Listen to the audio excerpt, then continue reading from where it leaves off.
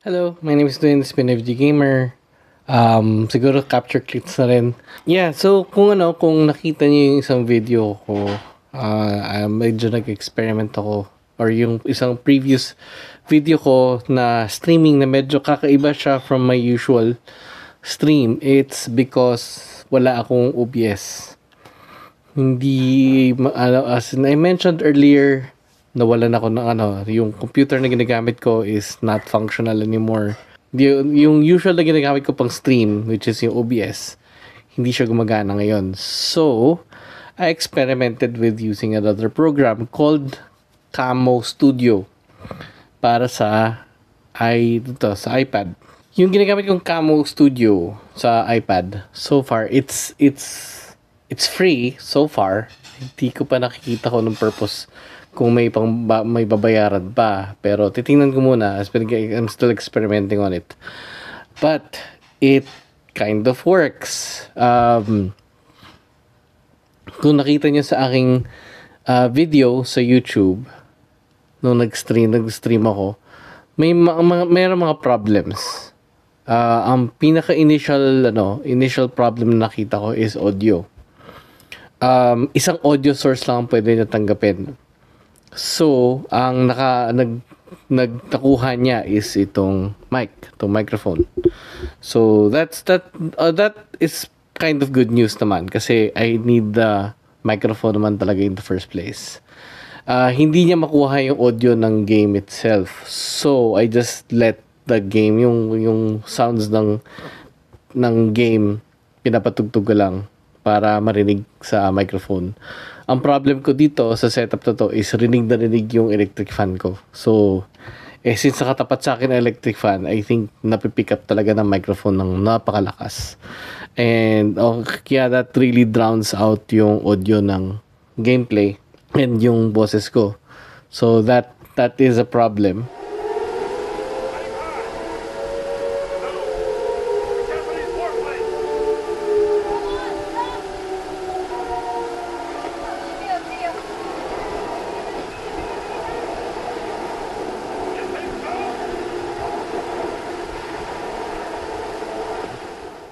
Sa OBS kasi may nagagawa ko ng paraan para makontrol ko yung noise, pero I don't know if I can do that here sa Camo Studio. Pero for my initial test, it did pretty well. So impressed naman ako dun. Okay, so paano ko siya sinetup?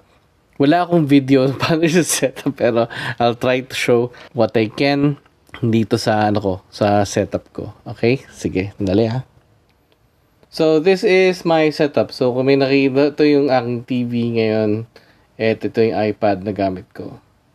Okay, so, ang pinaka-critical dito at the moment to make this work is basically itong device na to. This one. This one. This is pinaka-importante to make everything work. Kasi kulang lahat ng gamit kung asahan mo lang is itong USB cable na to, itong port na to. If ito gagamitin mo para do sa capture card and everything else, bitin ka sa sobrang bitin ka sa pwede mong gawin. Ayun. So, ito nakakabit dyan sa USB. Tapos, because of all of these ports, nakapag naging flexible ako, I can attach a hub na katulad ito. Meron akong hub, ganyan. Tapos doon nakakabit yung mga ibang devices ko, as in mga external drives, yung microphone, yung Elgato na, capture card, and all of that. Kasi, without all of those, hindi ko alam paano ko siya gagawin. Sa totoo lang. Kasi kung wala tong device na to, itong parang hub na to, mabibitin ako sa makakapit sa kanya. Paano kung capture card lang ang pwede kong makuha? So, hindi makukuha yung audio ko na maayos. Although, pwede naman gamitin yung microphone ng iPad kung kakailanganin. Ayan. So, with this one, itong device na to really makes my job a little easier to set it up. Kasi ang worry ko ngayon, I'm using the iPad as the everything, as in parang kapalit talaga siya ng laptop at this time. Kasi wala akong ibang alternative, lalo na sa work area ko. Although I'm using yung ng computer ng wife ko, ginagamit kasi niya yun. Priority siya makagamit ng computer na yun. So if when she works, I can't do anything kung ganun. Hindi ako pwede maging dependent on, I need the iPad to work on its own. Parang I need to make sure that the iPad can sustain the work that I do. Ngayon, nagagamit ko siya for Photoshop, Lightroom, tapos may video editing na ako sa DaVinci Resolve. So ngayon, ang pinaka-inano ko is yung to stream. Yung aking stream my stuff. Kasi yun, yung mga gameplay ko. So, yung Camo Studio is solving a lot of it so far. Kasi, naaliw ako na nakuha niya yung mga ibang devices. Naaliw ako na nakita niya yung capture card. Naaliw ako na by default, nagagamit agad niya yung multiple cameras kung kailangan. Nagagamit niya yung camera na front, nagagamit yung camera at the back. At pwede ka magdagdag pa ng iba pang elements. By default, pag startup mo sa kanya, meron agad nakalagay na parang link to your social media pages. So by default, I'm already impressed sa nagagawa niya. Hindi ko alam kung ano yung mga in-app purchases niya. So far, hindi ko pa natatry. Nakapag-stream agad ako sa YouTube without... may a few issues, pero very, very minor so far. Kasi the first time nag-stream, kasi medyo na-weird na ako kasi hindi lumitaw agad yung stream ko. So, yun yung medyo nalito ko. Pero it did stream naman so far. So, that's the important part. Nag-stream siya. So, kahit paano, it did its job.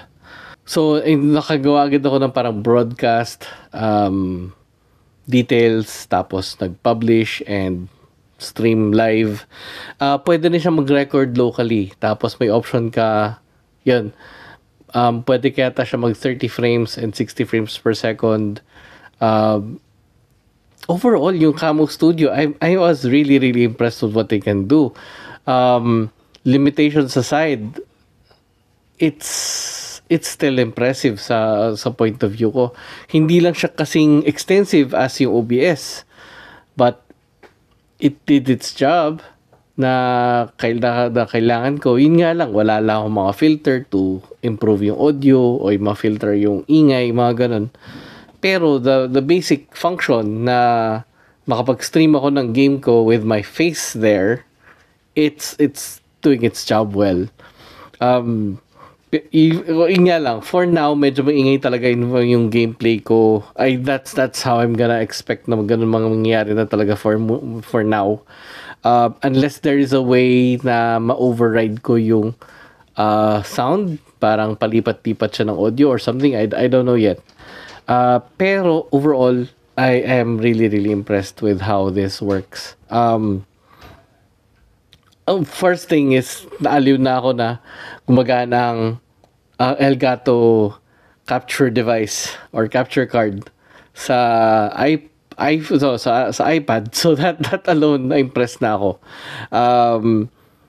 I don't know if you need to download yung app niya, which is, what is it called? Yung capture app niya. Kasi yun yung unang download ko earlier. Pero itong tinesting ko yung Camo Studio, na-detect naman lahat ng devices ko and all. Pati mga hard drives. Although, pag nag-try pala ako magkabit ng all the stuff, medyo, isang limitation pala using this one. I think there is a limitation sa power na kaya niyang i-handle. Kasi nung sinubukan kong ito lahat na nag-handle ng devices, nagkaroon ng point na parang on-off ito. Parang it just was too much power na ginagamit. So, yung mga hub na kinapit ko, may sarili din siyang power para hindi ma-stress out ito sa kailangan niya. Although, pag ginawa ko yun, ayaw mag-start ng ayaw mag-charge ng iPad. So, yun yung na-notice ko. Hindi nag-charge yung iPad. Parang it's just stuck sa isang percentage, like it's stuck with sa katulad kanina, so sa 57% lang siya. Matagal ko na siyang ginamit, tapos hanggang nasa 57, just there. It was just there, 57%. Kung meron kang capture device, meron kang ganitong klaseng gamit, it can't stand on its own. Kailangan niya lahat ng whatever nakakabit mo, dapat supplyan mo ng additional power in case na sobrang dami talaga kakapit mo. Kasi nagkaroon to ng problem nung kinapit ako ng external drive. Kasi nagkabit ba ako ng SSD card. Tapos nagkabit ako ng monitor, ng TV. Nag-ano siya, parang on off yung functionality niya. Pero nung nagkabit ako ng hub with its own power, tapos doon ko kinabit lahat ng mga devices, it was fine. It went well naman. So in terms of setup, yeah, it's actually pretty straightforward nung kinabit ko siya. So ang nangyari nga dito, kinabit ko sa hub, tapos yung capture device nakakabit doon sa hub. Yung hub yung kinabit ko dito. Yung hub mismo has its own power. Kinabit ko siya dito sa ano to? Sa isa sa mga input-output ng tong hub na to. Tapos ito, kinabit ko sa power para sa iPad. Tapos, actually, yun lang ang, ano ko, ang kinabit ko. Yeah. By the way, nagkabit ako ng hard drive na iba, yung ginagamit ko talaga sa PC. Nakalagay read-only lang, hindi ko alam bakit. Although, that, in general use case na ginagamit ko, that is fine, kahit read-only lang. Importante na mabasa man niya. Kasi nagra-write ako sa ibang drive. Yung ginagamit kong drive is yung SSD na nabibili ko sa Seagate. Pag nabili siya, automatic na paandar agad niya sa iPad yung drive. Yung binibili kong One Touch. Ganito. Itong One Touch na tong drive na to. By default, tumaandar to sa iPad, so I have no issues with it. Pero everything else sa kinabit ko, nagiging read-only lang siya. I don't know why. Hindi ako 100% familiar with the environment ng iPhone and iPad and Macintosh. So, maybe siguro yung file system na ginagamit, hindi lang ako familiar. Pero, yun lang yung pinaka-issues ko right now. Pero I can possibly work with that. That's my So yun, napa-under ko pa yung microphone without any issue. Without na automatic na detect and all. So I'm really impressed sa Camo Studio, dito sa nagagawa nito, and na yung gumagana yung Elgato video capture card. I'm just really way impressed na I can do most of this stuff sa iPad. So I'm hands down. Believe ako sa nagagawa niya. I still prefer having a desktop to make things a lot more work easier kasi mas familiar ako doon. Pero learning process din sa akin tong paggamit ng iPad. I've had the iPad for 2 years na. Hindi, I think 2 years. 2 years, 3 years. Tama? Possibly 3, na. So, pero yun, I am really impressed with what it can do. So, yeah. 2 years, I think. 2 years. Kasi 2022 ko yata nakuha. Very impressed with it. I'm really happy with what it can do. And, ayun. So, that's gonna be my video. Quick video lang to. Pero yeah, I'm happy with how it turned out.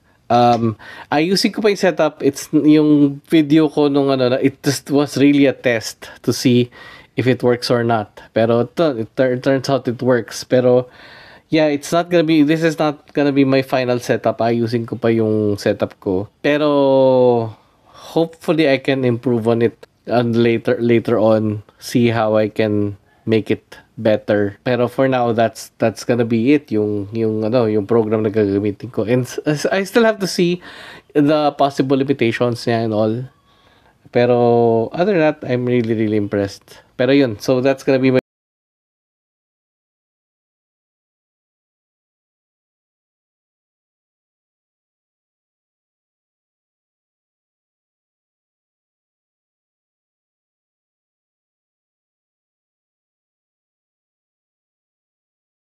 videos. Comment down below. And yeah, yun din pati sa Facebook, meron din akong Instagram and all. Yeah, thank you very much. So that's gonna be my video. You guys take care and bye bye.